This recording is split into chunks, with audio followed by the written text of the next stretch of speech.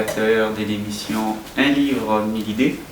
Bienvenue dans cette nouvelle aventure qui aujourd'hui vous parlera d'un livre intéressant, Les vautours de Lampedusa. Alors, j'espère que vous vous posez énormément de questions, savoir qui l'a écrit. Eh bien, la personne qui l'a écrit répond au nom de Iradi Elisha, à qui nous disons bonjour et bienvenue. Bonjour Jean-Marc, bonjour à tous les auditeurs, téléspectateurs et à tous ceux qui vont suivre ces programmes. C'est un plaisir pour moi d'être reçu dans votre émission. Merci beaucoup, M. Iradi, d'avoir répondu à notre invitation. Alors, pour la petite présentation, c'est que les téléspectateurs doivent savoir, c'est que M. Iradi est écrivain, il est nouvelliste, il est également journaliste et également membre cofondateur de La Palmeraie. C'est une cellule de jeunes qui s'intéressent à la culture et qui sont en train de promouvoir l'écriture de jeunes. D'ailleurs, ils ont dernièrement lancé un prix, La Palmeraie, pour vivifier l'écriture de la nouvelle sur la ville de Lubumbashi. Monsieur Iradi, pouvez-vous nous dire un mot sur ce concours de La Palmeraie? Oui, en effet, c'est un concours qui est destiné aux jeunes de maximum 21 ans. Et il a l'objectif de permettre, comme je l'ai dit, de vivifier, de remettre sur le tapis la nouvelle, parce qu'en effet, la littérature congolaise a longtemps été dominée d'un côté par la poésie, et puis aujourd'hui, l'époque contemporaine est dominée par le roman. Alors l'idée du concours La Palmeraie, c'est d'offrir aux jeunes l'occasion d'écrire des nouvelles, qui sont une sorte d'écriture déjà plus accessible, et en même temps qui est en vogue dans d'autres pays. Et nous-mêmes, nous sommes passés par là. La plupart des membres de La Palmeraie sommes passés par l'étape d'écriture de nouvelles, de concours de nouvelles, et toute cette expérience qu'on a eue à partir de concours étrangers, on voulait la transposer ici. Et donc cette première édition permettra de voir quels sont les talents. Merci beaucoup de ces explications et je tiens également à rappeler aux téléspectateurs que Les vautours de Lampedusa est une nouvelle qui a été primée en 2020, semi-finaliste au prix du jeune écrivain de la littérature française. Et Monsieur Iradi, Le vautour de Lampedusa, comment est-ce que l'idée de prendre cette nouvelle vous est venue? Le vautour de Lampedusa, je crois qu'il y a un côté déjà exotique. Lampedusa, c'est une île qui se situe entre la Libye et l'Italie. Et c'est une île qui est très souvent fréquentée par le migrant qui vont vers l'Europe. Alors, le vautour, c'est un oiseau qui est connu pour son attitude déjà. Par exemple, le vautour vient consommer ce qui a déjà été tué. Et donc, le vautour, c'est vrai que la nouvelle ne parle pas d'oiseaux du tout. Au contraire. Mais je crois que il y a eu un besoin pour moi. La question que je me suis posée, c'est que, est-ce que la littérature, c'est seulement ce que moi je vis ici? Ou est-ce que la littérature, c'est aussi s'ouvrir des portes vers l'extérieur, vers l'étranger? J'aime beaucoup voyager, j'aime beaucoup la géographie. Et donc, c'était en même temps un défi de me dire, je veux écrire une nouvelle qui ne se passe pas forcément chez moi. Et je veux voir ce que ça va donner en littérature, autant qu'on le fait au cinéma. Et donc, c'est comme ça que j'ai écrit cette nouvelle. Mais après, bien sûr, il y a des thématiques, notamment de la famille. Parce que moi, la question centrale, c'est un homme ambitieux. Quelles sont les choses qu'il est prêt à sacrifier pour ses ambitions? Et tout au long de la nouvelle, en fait, le personnage principal, Francesco, il poursuit un but. Et on est en train de voir qu'est-ce qu'il peut sacrifier. Est-ce qu'il va laisser sa famille? Est-ce qu'il va quitter son milieu?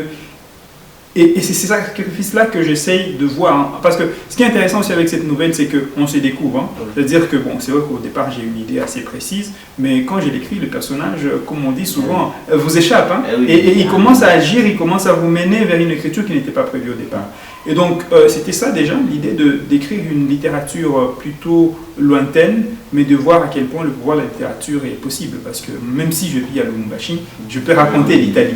Et ce qui m'a intéressé, c'est que j'ai rencontré des Italiens, justement, qui connaissent encore mieux l'Italie que moi, et qui ont trouvé une certaine sensibilité par rapport à ce qui était raconté dans la nouvelle. Et donc, voilà, c'est vraiment de la littérature à son sens primaire. Et une autre question, c'est concernant le choix de la page de couverture. Est-ce que ce choix est innocent? Parce qu'on voit qu'il y a un canot sur lequel il y a un groupe de personnes, forcément qui vont quelque part. Vont-ils à Lampedusa ou c'est le fait de concrétiser cette migration ou cette migration de personnes qui tendent un point X vers Lampedusa? Alors, c'est une question intéressante. Ce qui est sûr, il y a des éléments qui racontent un tout petit peu l'histoire, qui donnent des indices. Hein. Il y a notamment l'appareil photo, qui est sous l'eau. Il y a également les migrants, une traversée. Alors, ça symbolise un tout petit peu, il y a quelques années encore, hein, vers 2015, eh bien, la tendance, même aujourd'hui d'ailleurs, la tendance d'aller à l'étranger, d'aller voir s'il y a mieux, si le bonheur n'est finalement pas ailleurs, c'est vraiment incrusté hein, au sein de populations africaines en particulier. Et donc cette nouvelle interroge également. Est-ce que forcément l'herbe est plus verte ailleurs? Et donc c'est cette tendance qui a mené à la couverture. Et j'avoue que c'est aussi, en tant qu'écrivain, je n'ai pas forcément des talents de graphiste, mais j'ai donné l'idée au graphiste et voici ce qu'il a produit. Donc au final, c'est un travail de cerveau, de deux cerveaux qui ont produit cette affiche. Qui, franchement, je pense même que le graphiste en parlerait mieux que moi. Ah oui, en tout cas. Et vous venez à peine de parler du fait que les gens peuvent penser que l'herbe est verte de l'autre côté. Et là, je vous pose la question, en tant que journaliste et écrivain en même temps, parce que vous êtes également journaliste, ne pensez-vous pas que les gens consomment et ce qu'on leur présente, par exemple, que ce soit à la télévision, à la radio ou sur Internet, n'y a-t-il pas moyen, en tant que journaliste, d'écrire, je sais pas, de faire des thématiques pour dire aux gens que ce n'est pas forcément le Dorado qu'on voit de l'autre côté? Ce ne sont pas seulement du côté de ceux qui partent, hein, mais c'est aussi du côté de ceux qui les reçoivent. Et la littérature contemporaine exploite vraiment ces thèmes. Je pense notamment à un roman de Mohamed Mbougar Sarr, l'écrivain sénégalais prix Goncourt, qui a écrit également un roman à propos de la migration et de drames que ça peut créer dans un État, notamment l'Italie. Et après, comme c'est un recueil des nouvelles, c'est une somme aussi de récits locaux, notamment, et où la plupart des gens m'ont d'ailleurs posé la question de savoir est-ce que tel personnage c'est vous? Alors, c'est très difficile de dire que c'est moi, hein, mais c'est sûr qu'il y a une part de moi. Et ça, c'est ce que dit Gustave Flaubert, un écrivain français du XIXe siècle. Il dit que, dans la préface de son roman Madame Bovary, il dit qu'en fait, il y a toujours une part de l'écrivain dans son œuvre. Moi, je sais que par exemple, je suis passionné par la photographie, et donc que le personnage soit un photojournaliste, ce n'est pas du tout un hasard. Donc, il y a une part du moi dans ces personnages-là. Et du coup, il devient difficile de dissocier l'écrivain de son Alors œuvre. là, c'est maintenant le travail de critique parfois, ou carrément du lecteur, de dissocier, parce que ce n'est pas forcément moi. Et l'autre défi pour le Vautour de Lampedusa, c'était que j'ai remarqué dans la littérature congolaise en particulier, c'est une critique personnelle en tant que lecteur, parce que j'aime beaucoup lire la littérature congolaise, qu'elle soit africaine, c'est que généralement on a des happy end, on a des bons personnages qui ont des bonnes intentions, qui font de bons actes. Et généralement ce sont les héros dans les œuvres de fiction. Mais moi je me suis dit que, est-ce que forcément pour atteindre des buts, les gens font toujours de bonnes choses, des bonnes actions? Je me suis dit, je veux essayer au maximum d'écrire de personnages qui peuvent agir comme des humains. Ça veut dire qu'ils ont leurs faiblesses, qui commettent des erreurs, mais qui veulent atteindre un but précis. Et c'est donc comme ça que les personnages que j'ai écrits ne sont vraiment pas du tout parfaits. J'ai essayé au maximum de leur donner le caractéristique d'un humain normal, qui commettrait des erreurs, qui aurait des ambitions, qui aurait des choix à faire. Et donc tout au long de la nouvelle, c'est vraiment ce type de personnages qui ressortent. Je pense par exemple à un œil qui rit, un œil qui pleure, qui parle d'un sujet de violence conjugale. Et donc une jeune fille va se retrouver au dilemme de comment je peux sauver ma mère sans non plus perdre mon père. Mais le dilemme fera qu'il faut parfois choisir un côté ou un autre. Et donc voilà, on n'a pas toujours de bonnes fins. D'ailleurs, dans la nouvelle, il n'y a pas toujours de bonnes fins. Mais la vie, c'est pas que de bonnes fins non plus. D'ailleurs, il y a des surprises, il y a de mauvaises décisions. Et tout ça, dans cette globalité, c'est ce qui fait qu'on parle de vie.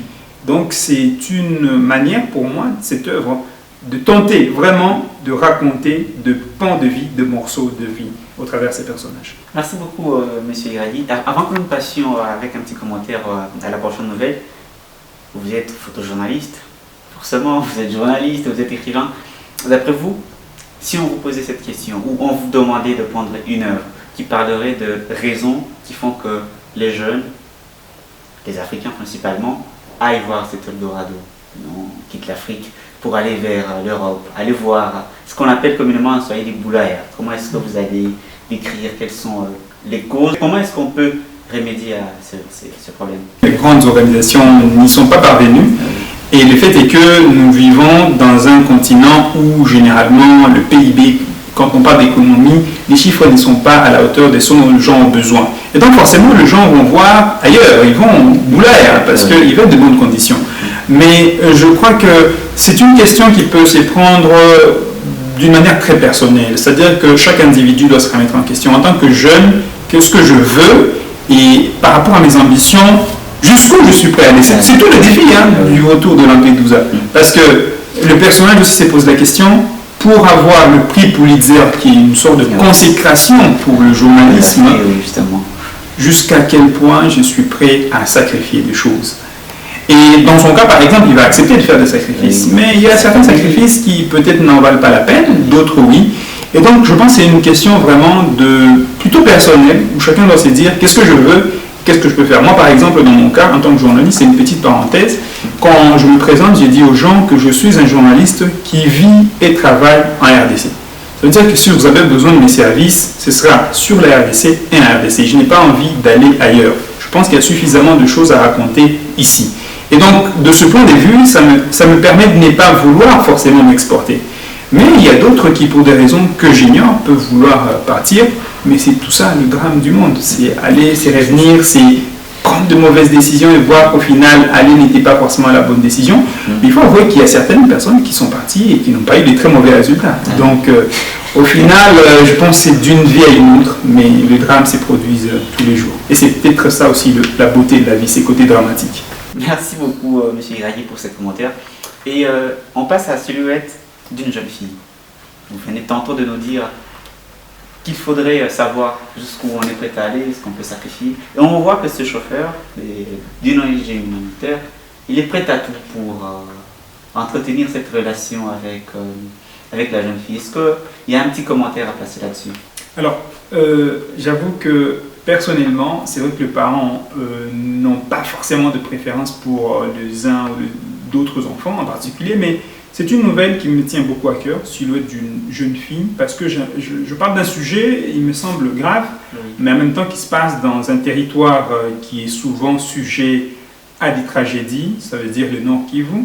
La nouvelle se passe proche de Goma, dans ces paysages. C'est une nouvelle que j'aime beaucoup parce que ça m'a permis en fait de m'évader en termes de paysages, des descriptions de paysages, des femmes qui sont dans des champs, des hommes qui font le commerce et tout. Et c'était vraiment un plaisir de l'écrire. Mais les sujets derrière, il est grave parce que le défi, au départ en fait la question c'est quelle relation il y aurait entre cette jeune fille adolescente et ces chauffeurs d'une ONG.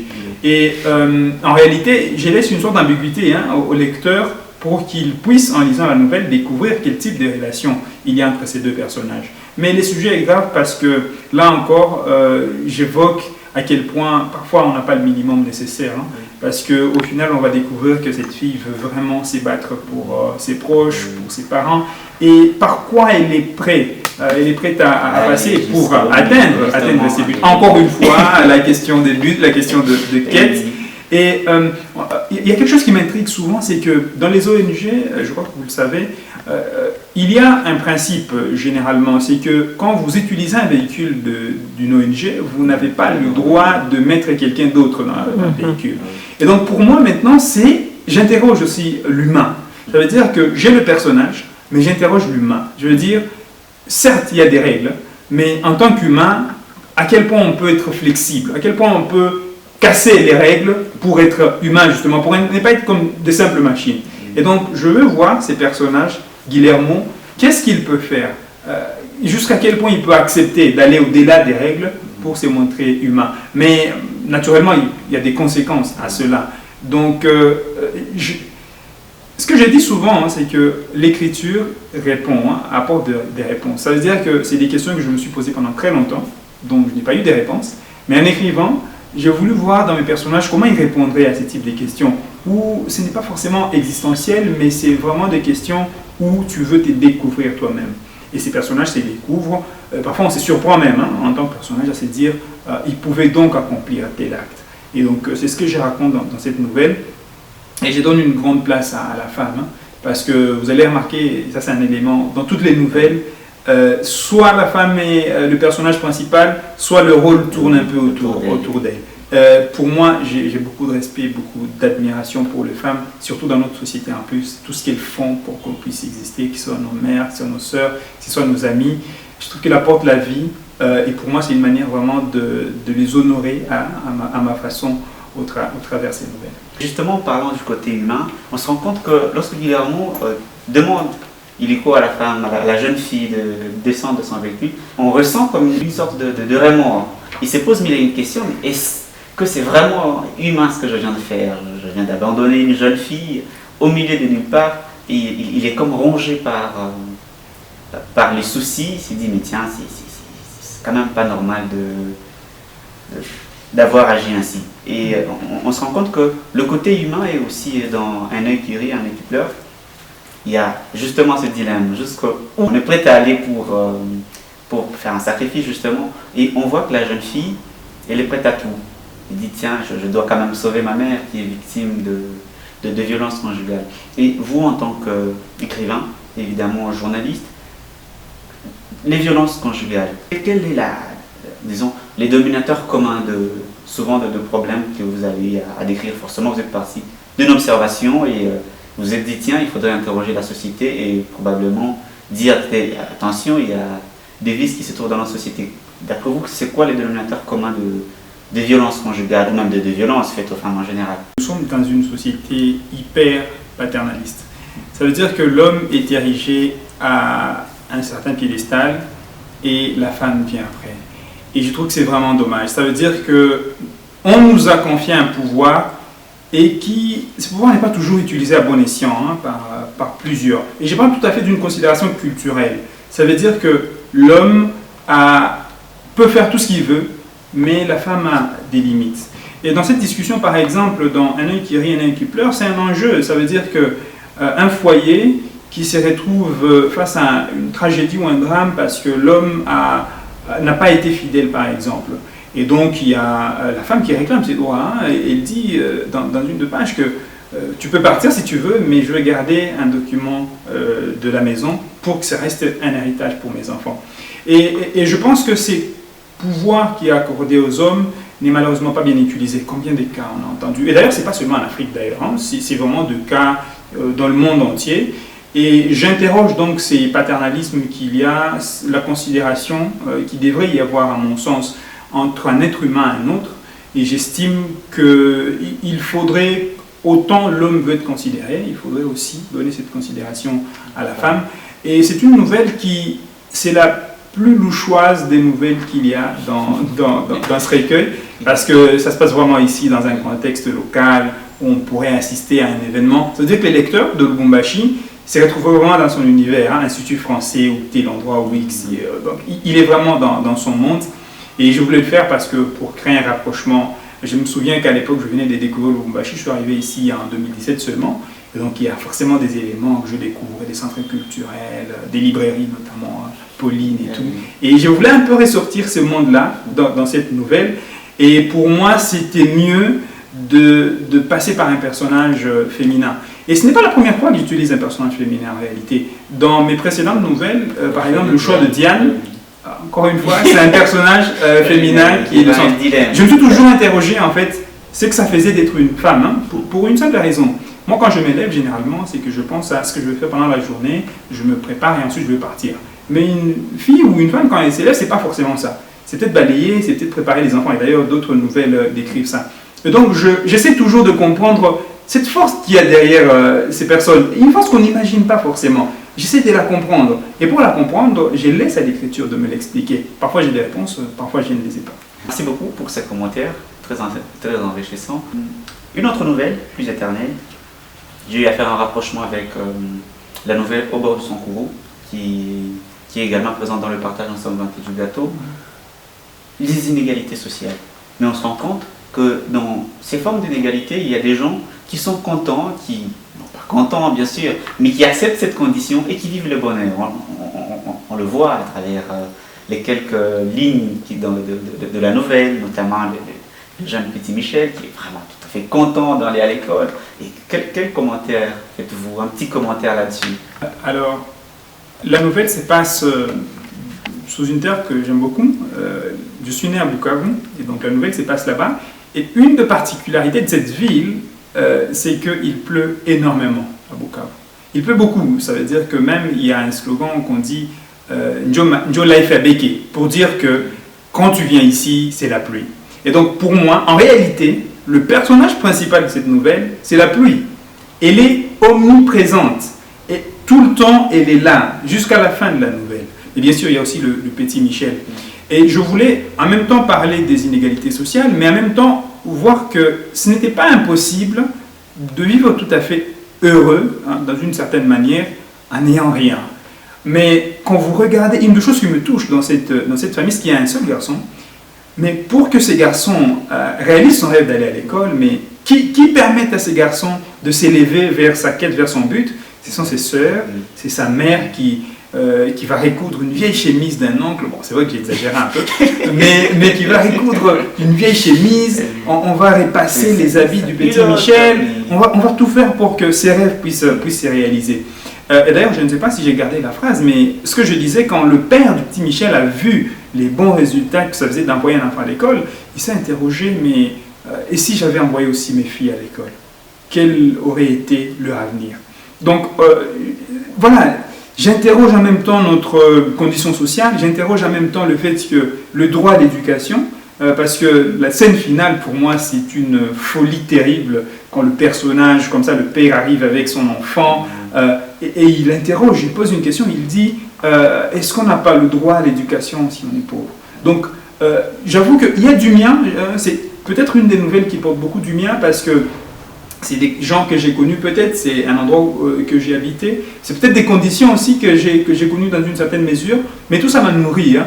Notamment, je sais qu'à l'époque, pour aller à l'école, on mettait des couvertures, on prenait qui sortaient de sacs, hein. Alors on utilisait ça comme des couvertures sur des cahiers, puis on mettait les noms, le cours et tout. Et c'était une vie, j'ai beaucoup de nostalgie de cette époque.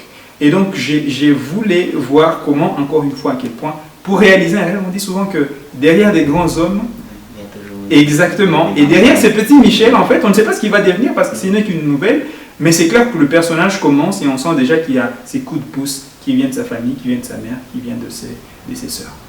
Merci beaucoup, Monsieur Iragui. Nous sommes arrivés presque à la fin déjà. Oui, de notre magazine. En bref, que retenir du vautour de Lampedusa, bien que nous n'ayons pas touché veine, on sent que vraiment c'est peut-être Iragui ou peut-être pas. C'est peut-être vous aussi, hein, c'est peut-être les téléspectateurs. Oui. Qu'est-ce qu'on peut retenir du vautour de Lampedusa? Alors, je pense que le vautour de Lampedusa constitue une tentative de raconter de pans des vies.